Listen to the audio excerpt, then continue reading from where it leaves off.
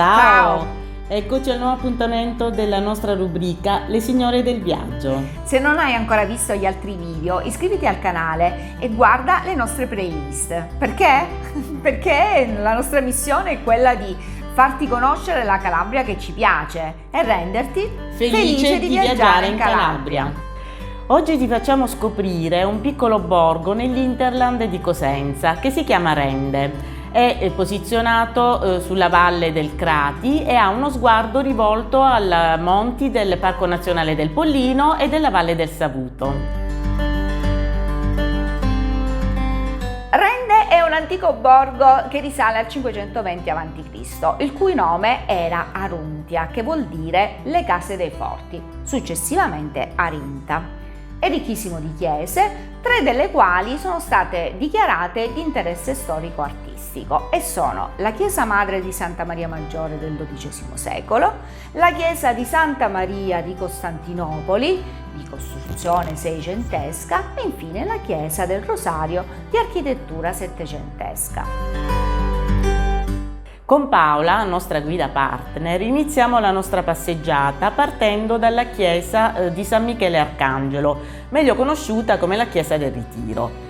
Di origine normanna, custodisce al suo interno molte opere importanti, tra cui la tela dell'altare principale che raffigura la Sacra Famiglia eseguita da Pascaletti nel 1750. Sotto l'altare, cosa inusuale e particolare, si ammira l'affresco di Cristo deposto. Infine, caratteristica di quasi tutte le chiese di Rende, gli affreschi dei soffitti, come quella degli Angeli Ribelli dell'artista Magli.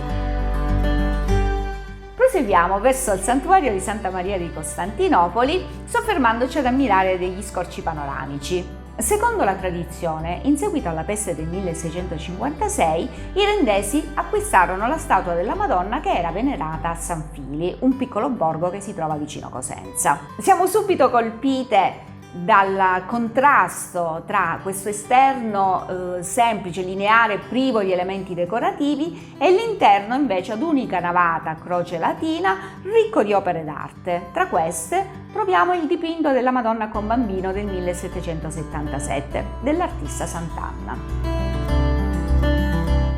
Attraversando i caratteristici vicoli del borgo raggiungiamo la Chiesa del Rosario, in stile tardo barocco testimoniato dall'ampia facciata e dall'unica navata al suo interno.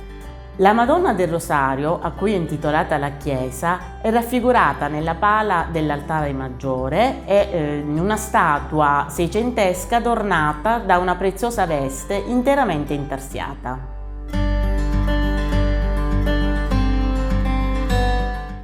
Salendo per le scale adiacenti alla piazza del Seggio incontriamo il castello normanno svevo di Rende, che ospita il Museo di Arte Contemporanea Roberto Bilotti Ruggi d'Aragona.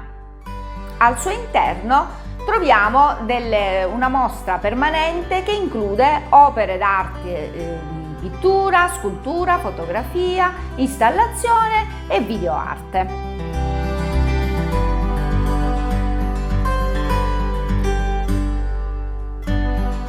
Il tempo scorre veloce e non ci siamo accorti che siamo giunti all'imbrunire. Passiamo davanti all'imponente chiesa matrice del borgo e ci dirigiamo verso l'interessantissimo museo civico che si trova all'interno del settecentesco palazzo zagarese della omonima famiglia che un tempo produceva liquirizia. All'interno sono ospitate 2 sezioni, una antropologica e una pittorica.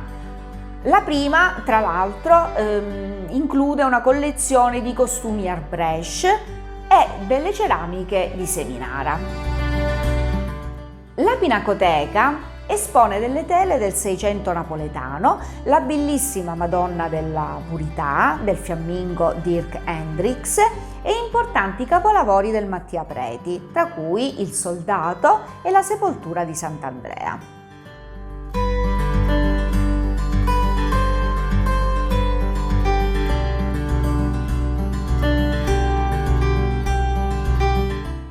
Il museo ospita anche la scuola di liuteria e il laboratorio del maestro Emilio Natalizio. L'artista artigiano ci ha raccontato questa antica tradizione liutaia, la sua storia personale e professionale e ci ha mostrato anche piccoli momenti di tecnica di restauro. Diapason che vibra, se il lavoro è fatto bene dovrebbe produrre vibrazioni. Questo è un personaggio.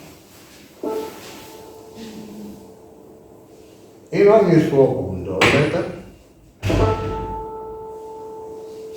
E soprattutto guardate, e anche il momento sorriso.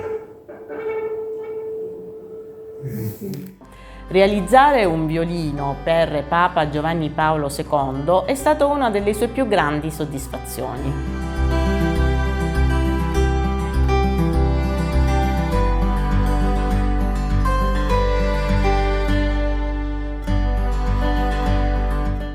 Siamo giunti a conclusione. Ringraziamo Paola, la nostra guida partner, che ci ha accompagnato in questa visita di grande valenza culturale. E se hai gradito il video, metti mi piace. E se hai voglia di visitare il borgo, chiedi alle signore del viaggio di organizzare la tua esperienza nella Calabria straordinaria.